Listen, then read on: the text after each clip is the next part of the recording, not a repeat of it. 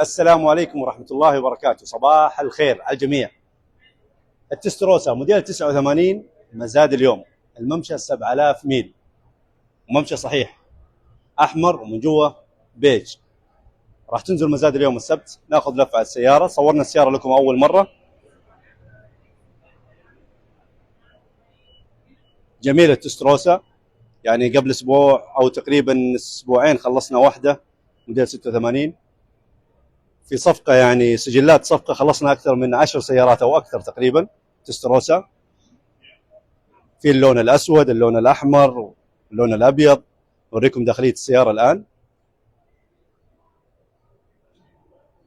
هنا الداخلية، داخلية بحالة ممتازة، لا يوجد استهلاك.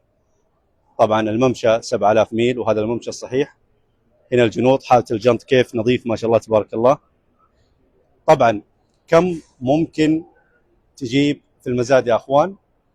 زي الممشى هذا سعره متوقع ما بين 160 إلى 190 ألف دولار تقريبا. طبعا ما عليها سعر توقع حاليا هنا، بس هذا توقع من طرفنا.